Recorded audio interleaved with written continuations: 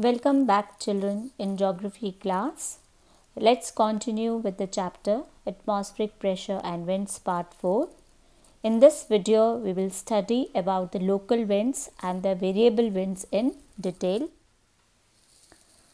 What are local winds?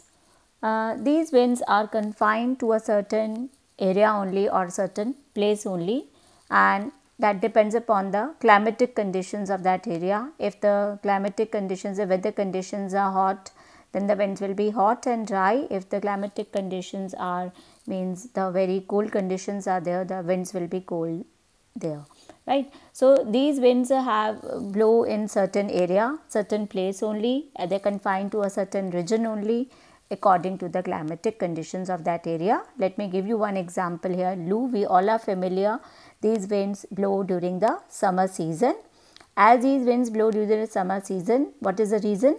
Because during the summer season, the sun rays are direct over the Tropic of Cancer. So, because the sun rays are direct, the vertical sun rays, the land get heated, and because of the intense of the high temperature in the month of May and beginning of June, the temperature may rise 45 to 50 degrees Celsius in the western parts of India, particularly the Thar desert area, right? So that is why, because of this high temperature, the low pressure conditions exist in this area, and this means give rise to the hot and dusty winds blow in the north and the northwestern parts of our country, and they are most prevalent in the Rajasthan area, Gujarat, then Punjab, Haryana and western parts of UP.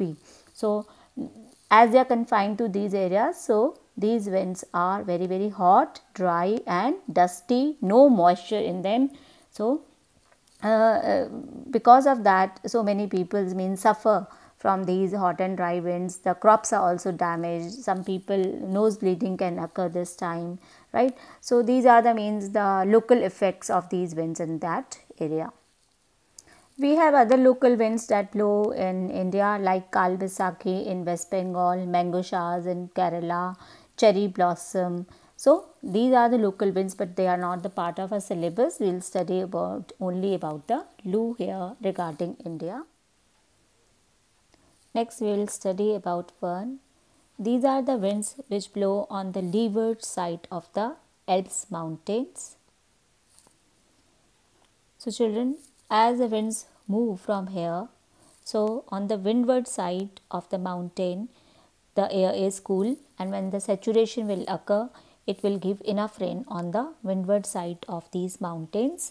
And after the rain, the winds are dry, and the dry air is heavy, children, and it will sink and compression will occur, and it will warm up the valley area.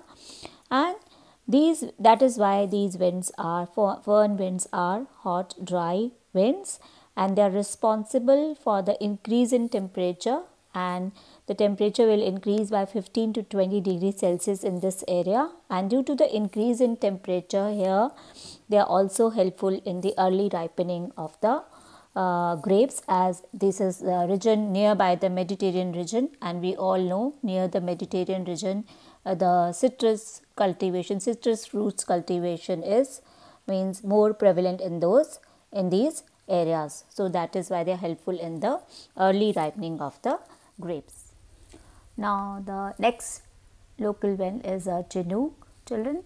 So when we talk about, children, the Chinook winds, so these winds blow on the leeward side of the Rockies mountains. So here are the Rockies mountain in USA. This is the leeward side, and this is the windward side of the Rockies mountain. So same phenomena will occur here also. The winds are moving from the water bodies, so they will definitely give rainfall on the windward side. As soon as they reaches above, they are then cool and they become dry. Temperature will increase and they will sink down, and similarly they will increase the temperature here on the leeward side of the Rocky mountains, right? So they are known by the name the Chinook. Why? Because Chinook, the meaning is snow eater, and they will melt the snow in this area, That is why they are known by the name the Chinook or the snow eater also.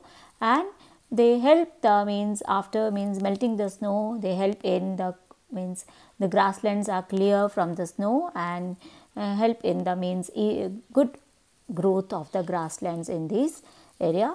So that is about the Chinook wind in the USA on the leeward side of the Rocky Mountains. Next is Mistral in Europe, particularly country in France. These winds blow, and here is a Bay of Biscay, children, and in this Bay of Biscay the pressure is high pressure. We have already studied the winds blow from high pressure to low pressure. So winds move from high pressure towards this area. So definitely as they are moving from the high pressure, winds are cold and dry, and these winds decrease the temperature in the France area, and temperature will go below the freezing point in this area, and the France area is covered with the snow, and that is why this area is also a tourist attraction also. So Mistral is basically the cold and the dry winds blowing in the France country of Europe. Next is variable winds. So children, in variable winds we have cyclones and anticyclones only in our syllabus. Otherwise the temperate, tropical cyclones, jet streams are also the part of the variable winds, but we will only study about cyclones and anticyclones in our video. So when we talk about the variable winds, children, from the word you can get the meaning that they are variable in nature. These winds blow in a small area. They do not blow in a particular direction, and their direction varies with the change in the pressure system, and the speed of the winds also depends upon the intensity of the depression.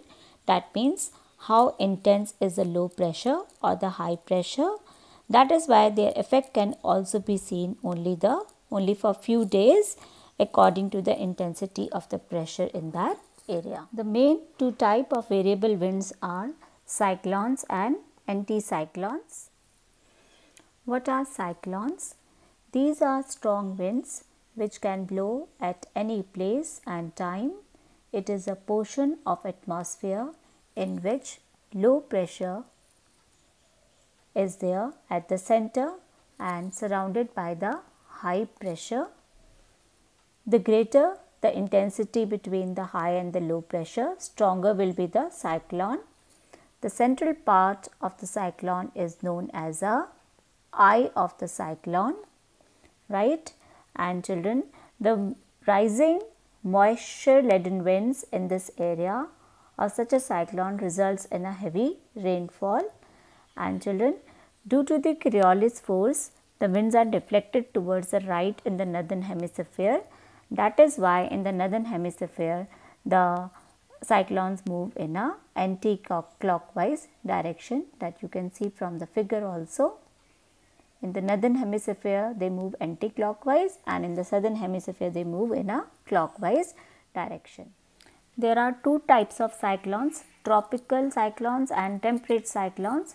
Tropical cyclones, why? Because they are in the tropical areas. What is the extent? Between 8 degree to 20 degree north and south of the equator, and these tropical cyclones given different names in different areas. Like in Indian Ocean they are known by the name the cyclones, in Caribbean Sea they are known by the name hurricanes, in the South China Sea they are known by the name typhoons, and in USA they are known by the name tornado, right? So different names been given to the tropical cyclones as they originate in the tropical areas. So, and generally they are of summer phenomena during low pressure is surrounded by the high pressure in those areas, and they are most devastating because they bring heavy rainfall and the winds are also very strong. So this is about the tropical cyclones. Next is temperate cyclones. They are at the mid latitudes from 35 degree to 65 degree north and south of the equator, right? So what happens, children? The warm moist westerlies from the south and from the east polar easterly winds, they converge with one another, and due to this convergence, the cyclones originate in the temperate regions of the world because of the change in the pressure conditions. So, these are known by the name as temperate cyclones. What happened? These cyclones are not much devastating, but they bring sudden changes in the temperature condition and the weather conditions over the area where they pass on. Next is anticyclones. These are the opposite of the cyclones, and in the anticyclone there is a high pressure at the center surrounded by the low pressure.